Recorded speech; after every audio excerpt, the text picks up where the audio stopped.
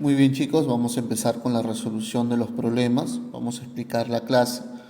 Como les había comentado, es importante que tú hayas revisado el material, ¿no? Y que al menos hayas intentado los problemas, ¿no? Que hayas intentado resolver los problemas y para ahora recién poder ver el video, para que puedas ver el video de clase, ¿no? A medida que vamos a ir resolviendo los problemas, vamos a ir explicando la teoría, ¿no? Algunas cosas que hay que saber, que hay que tener en cuenta para poder resolver los problemas, ¿no? Primero vamos a empezar con problemas que tienen que ver con palitos de fósforo y para eso vamos a ver algunas cosas que hay que tener en cuenta. Problema de palito de fósforo o también llamado cerillas, ¿no? O sea, los palitos de fósforo también se le llaman cerillas. Cuando uno va a resolver problemas de este tipo, nos vamos a encontrar con digamos, tres tipos de problemas, ¿no? Un primer tipo de problema, un A, sería resolver las situaciones quitando palitos. O sea, el problema te va a decir, ¿no? ¿Cuántos palitos como mínimo se debe quitar? ¿Qué más te puede venir? A otro tipo es que te diga resolver las situaciones moviendo palitos, o sea, cuántos palitos como mínimo se debe mover, ¿no? Otro es que te diga, por ejemplo, resolver las situaciones agregando palitos, cuántos palitos como mínimo se debe agregar a la figura. Los problemas que tienen que ver con palitos de fósforo siempre es posible resolverlo. La dificultad está en hacerlo con la mínima cantidad de movimientos, ¿no? O sea, si es del tipo A, te va a decir cuántos palitos como mínimo se debe quitar. Si es del tipo B, te va a decir cuántos palitos como mínimo se debe mover. Si es del tipo C, te dice cuántos palitos como mínimo se debe agregar. O sea, hacerlo en la mínima cantidad. Una de las cosas que hay que tener en cuenta cuando uno resuelve problemas de palito de fósforo es la siguiente. No es válido doblar o romper los palitos. No puedes hacer eso. No puedes doblar. No, profe, el palito lo divido mitad, mitad. No, no se puede hacer eso, chicos. Ya no se puede hacer eso. ¿Qué más? Ah, ya. En las figuras conformadas por cerillas, ya te he dicho que los palitos de fósforo también se llaman cerillas, no es válido dejar palitos libres o cabos sueltos. Profe, ¿cómo así? Mira, para que entiendas. Fíjate esta figura que está acá. Fíjate que en esta figura de acá hay un palito que está sobrando, ¿no? Yo sé que tú, fíjate en la figura, ¿ya? Fíjate, hay un palito que está sobrando, dime, ¿cuál es? Ah, muchos, profe, el palito que está en la parte inferior, en la parte de abajo, ¿no? Este palito de acá, ¿ya? Este palito de acá es el que está sobrando. A este palito que está solito, que está sobrando, se le llama cabo suelto. Y en una figura no puede quedar eso, no puede quedar así, ¿ya? Vamos a ver, vamos a pasar a la resolución de los problemas. A ver, bueno, yo supongo que tú has intentado resolver los problemas, ¿no? Uno, en los problemas que se proponen a continuación, las igualdades son incorrectas. A ver, fíjate esas igualdades en la primera, del lado izquierdo que dice uno más uno igual a uno. Ah, tú sabes por tus altos conocimientos que eso no es cierto, ¿no? Al lado derecho que tengo, ah, profe, veo una X, profe. Recuerda que esa X tiene dos representaciones, o sea, dos significados, ¿no? Esa X puede valer 10 en números romanos o esa X puede ser por multiplicación. Profe, y esa X con dos palitos sería el número 12, ¿no? X vale 10, 12 igual a uno, también es incorrecto. Ahora, ¿pero qué nos dice? En cada uno de ellos mueve usted solamente un palito de fósforo y logre transformarlas en igualdades correctas. Ojo, acá te está diciendo que tú solo debes mover un solo palito y que cada igualdad tiene que ser correcta. Empecemos con el primero, por el lado izquierdo. No, uno más uno igual a uno. Ah, profe, tú dirás, profe, eso es imposible. Claro, es una igualdad incorrecta. Donde uno, donde yo tengo que mover un solo palito y conseguir que esa igualdad sea correcta. Mira lo que vamos a hacer. Lo que voy a trabajar acá es con el signo más. Un palito del signo más, por ejemplo, este palito de acá lo voy a mover. ¿Ya? Profe, te va a caer el palito horizontal. Sí, me va a caer el palito horizontal. Pero ese palito horizontal que me va a quedar va a significar menos ya. Este palito de acá, mira, observa, por favor, presta atención. Este palito de acá lo voy a mover. Profe, ¿a dónde? Acá adelante lo voy a llevar. Ahí. Al hacer eso, me va a quedar, esa figura me va a quedar así, mira acá, me va a quedar así. Ah, profe, ¿y eso qué quiere decir? Mira, fíjate que tendría 2 menos uno igual a uno. Y tú ya sabes que eso es correcto, o sea, 2 menos uno es igual a uno. ¿Ya ves? Moví un solo palito y conseguí que la igualdad sea correcta. ¿Cómo hacemos con el otro que está al lado derecho? A ver, veamos. Eh, Profe, si X vale 10, como que no me conviene. Por ahí, mejor esa X que sea por. Ah, mira. Voy a hacer lo siguiente. Este palito de acá, fíjate, observa, este palito de acá lo voy a mover, profe, ¿a dónde? Acá adelante. Lo voy a llevar ahí. Al hacer ese movimiento, esa figura de ahí me va a quedar así, mira, va a quedar así. ¿Y qué voy a decir? 1 por 1 es igual a 1. Y tú ya sabes, 1 por 1 es igual a 1. ¿Te das cuenta? He conseguido una igualdad correcta. ¿Te das cuenta que en los dos he movido un solo palito y he conseguido una igualdad correcta? Muy bien. Pasemos al problema número 2. ¿Qué me dice la pregunta 2? Se ha construido una casa utilizando 10 palitos de fósforos. Cambiar en ella la posición de 2 palitos de fósforo de tal forma que la casa aparezca de otro costado. ¿No? Digamos que la casa está mirando por un lado. Puedo decir, no, profe, esa casa está mirando para el lado izquierdo, quiero que mire para el otro lado, para el lado derecho. El problema no dice que solo vamos a mover 2 palitos, porque por ahí algunos, profe, yo muevo todos los palitos y consigo lo que me está pidiendo. Ya te he dicho, siempre es posible resolver el problema. La dificultad está en hacerlo con la mínima cantidad de movimientos. Y acá nos dicen solo 2 palitos. A ver, ¿cómo sería? Mira, voy a agarrar este palito de acá, observa ese de ahí, y lo voy a llevar acá abajo, aquí abajito. Ahí lo voy a colocar. ¿Ya? Profe, ya va uno, sí, ya voy uno. Profe, ¿cuál es el otro? El otro es el de acá, mira, observa, este de acá. Este de acá lo voy a subir aquí. Aquí lo voy a colocar. Al hacer esos dos movimientos, la figura me va a quedar así, mira, la figura me va a quedar así, listo. Y te das cuenta, está de otro costado, ¿sí o no? Entonces, ahí está, he movido 2 palitos y he conseguido que la casa aparezca de otro costado. Muy bien, resuelto el problema número 2. Pasemos al siguiente problema. Problema número 3. Dice, se tiene 12 palitos de fósforos dispuestos como muestra el gráfico adjunto.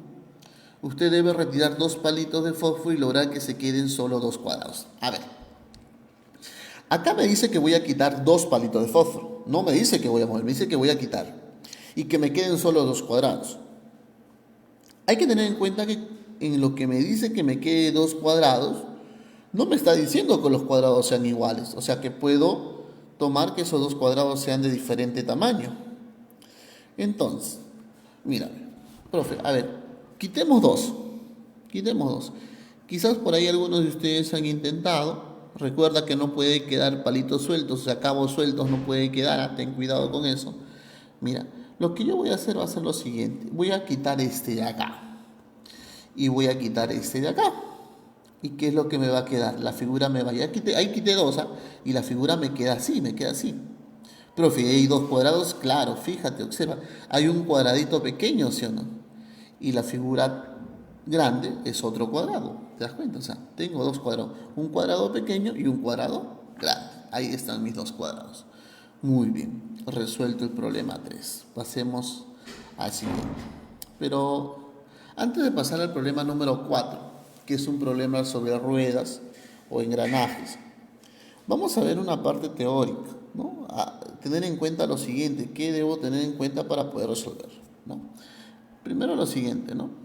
Fíjate, en esta segunda parte analizaremos la transmisión de movimiento que van a adquirir los engranajes y las ruedas. O sea, vamos a ver cómo se mueven las ruedas, ¿ya? Y los casos, ¿ya? Los casos que existen. Pienso yo que todos ustedes, chicos, tienen un reloj de pared en casa.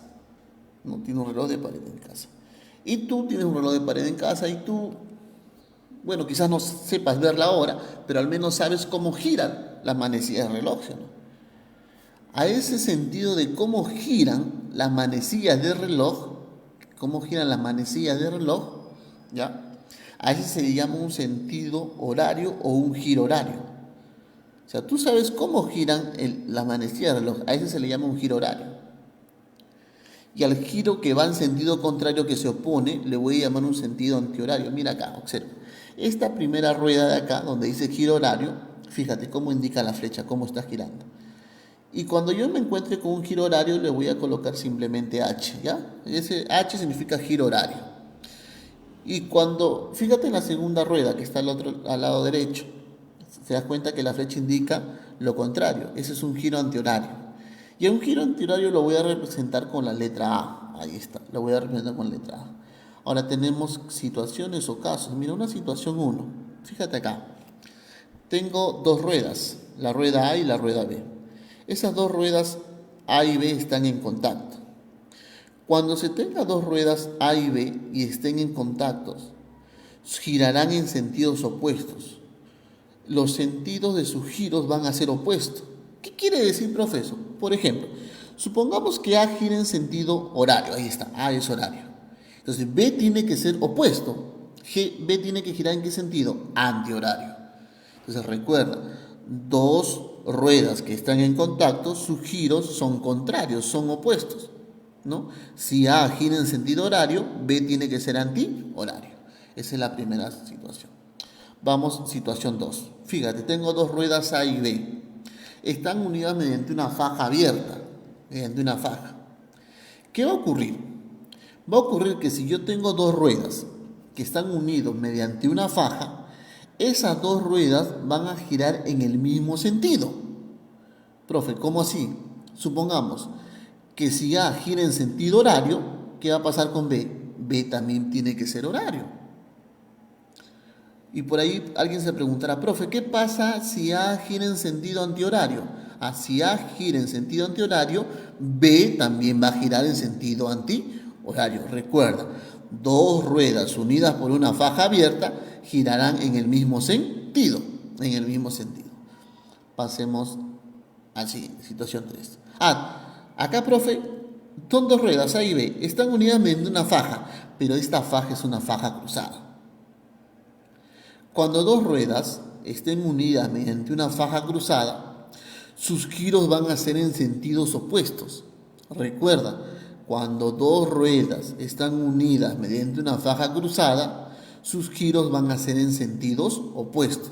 Por ejemplo, si A gira en sentido horario, fíjate acá, fíjate que A gira en sentido horario, entonces B también va a girar en sentido que. ¿B en qué sentido va a girar? Que dije que era contrario. ¿B en qué sentido? Antihorario. Ahí está. Son giros contrarios. Mira, chicos, si A gira horario, como está unido mediante una faja cruzada, B va a girar en sentido antihorario. Recuerda eso. ¿Ya? Pasemos a otro caso. Ya. Dos ruedas que están unidas mediante un mismo eje. ¿Ya? Dos ruedas que están unidas, son dos ruedas que están unidas mediante un eje. ¿Ya? ¿Qué va a pasar? Si yo tengo dos ruedas que están unidas mediante un mismo eje, las dos ruedas van a girar en el mismo sentido. Eso quiere decir que si A gira en sentido horario, B gira en qué sentido? B también en sentido horario. Por ejemplo, un ejemplo práctico un ejemplo de dos ruedas que están unidas mediante un eje son las ruedas de un carro. Las ruedas o las llantas de un carro, ¿no? Las llantas delanteras o las llantas traseras están unidas mediante un eje. Y esas ruedas que están unidas mediante un eje giran en el mismo sentido. ¿Ya? Pasemos a los problemas. Problema 4. Dice, ¿no? Si la rueda A gira en sentido horario, ¿en qué sentido girarán la rueda B y C? Ya. Acá hay una rueda. Fíjate, observa, por favor. Esta rueda de acá le voy a llamar M, ¿ya? Esta rueda de acá le voy a llamar M. ¿Qué me dice? ¿Que A gira en qué sentido? Horario. Entonces, acuérdate que horario le íbamos a poner H y antihorario le íbamos a poner A. Entonces, a la rueda A, que está para el lado derecho, la rueda A ubica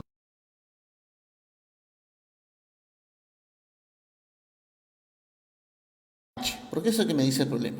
Ahora, pero la rueda A con la rueda M están en contacto. Recuerda, si están en contacto, giros contrarios, opuestos. Entonces M es antihorario.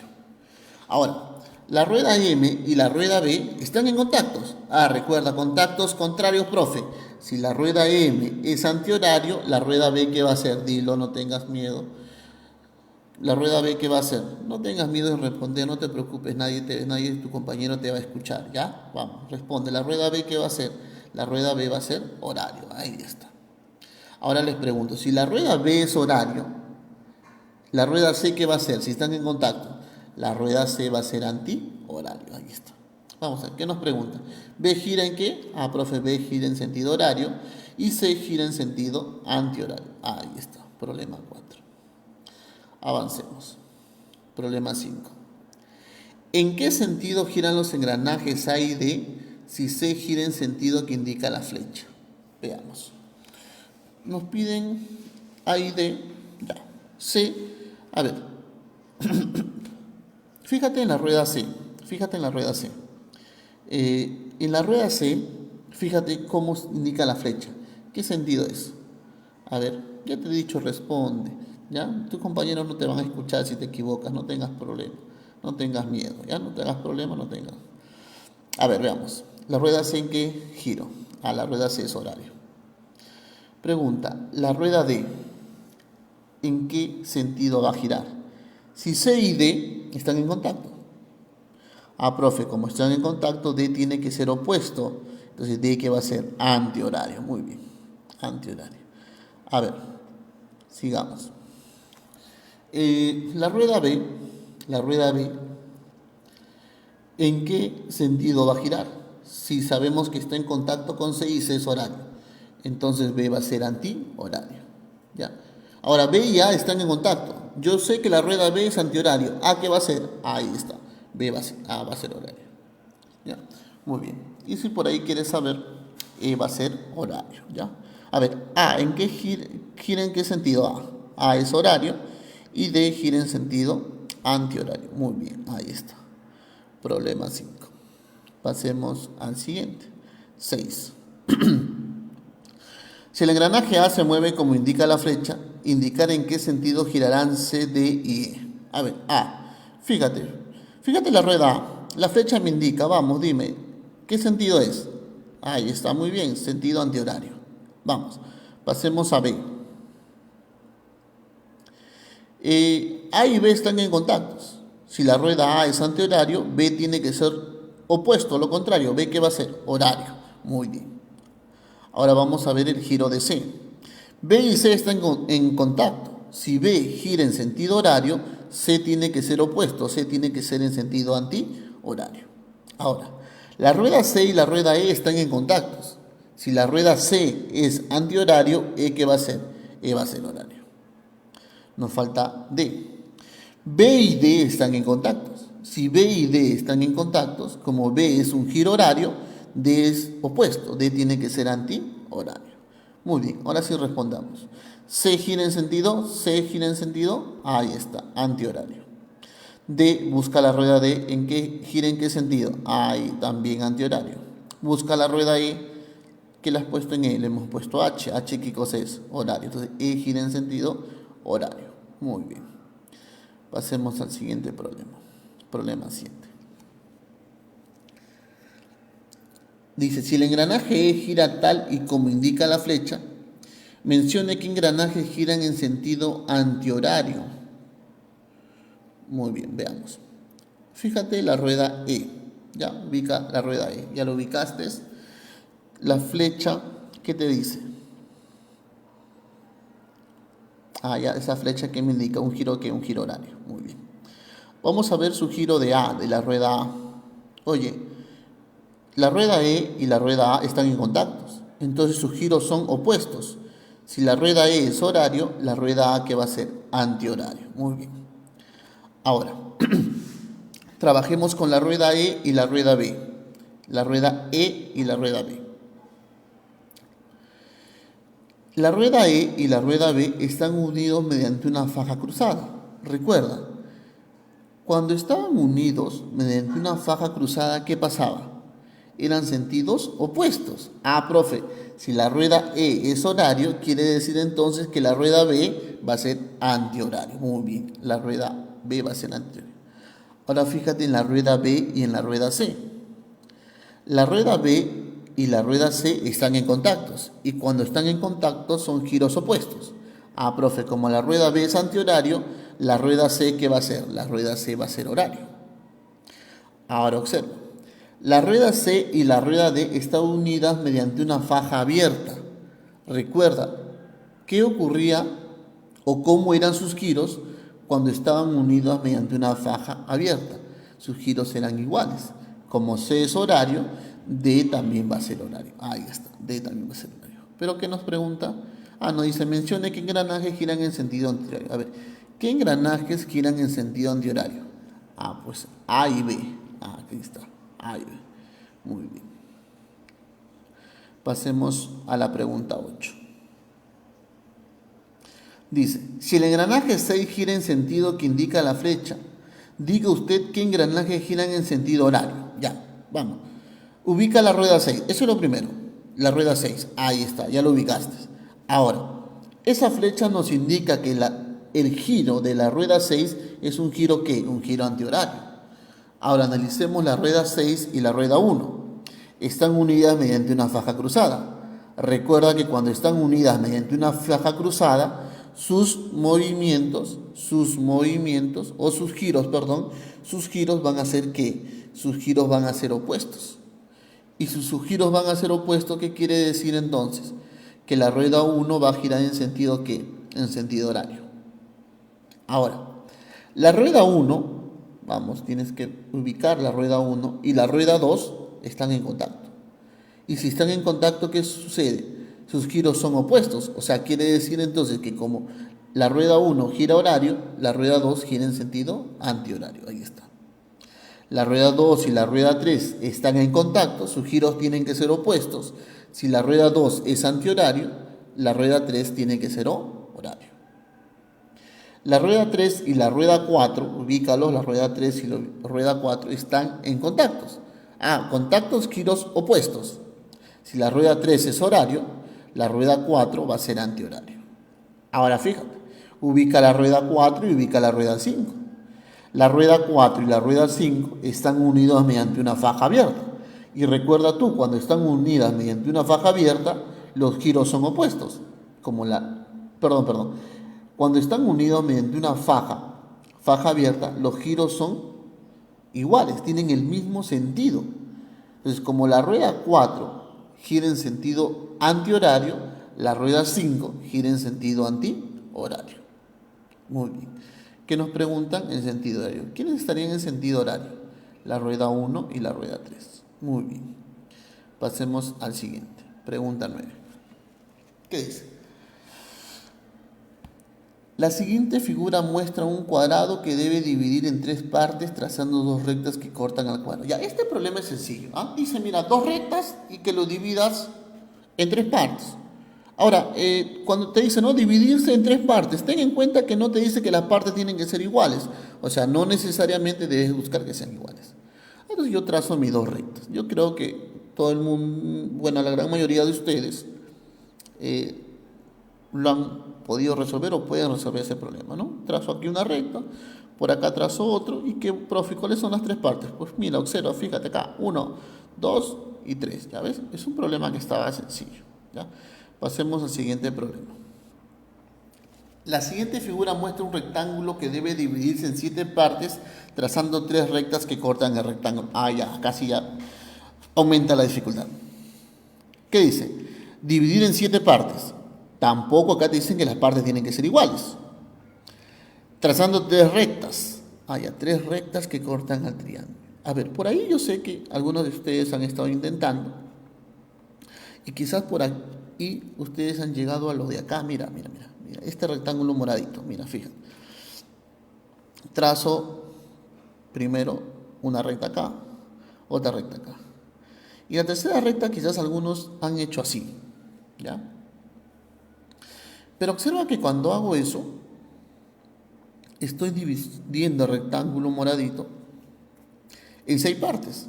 Pero yo no quiero 6 partes, yo quiero 7. Entonces, esta solución está mal, porque tengo que llegar a 7. Pero si tú has llegado a esta solución de acá, has estado cerca de llegar a la respuesta.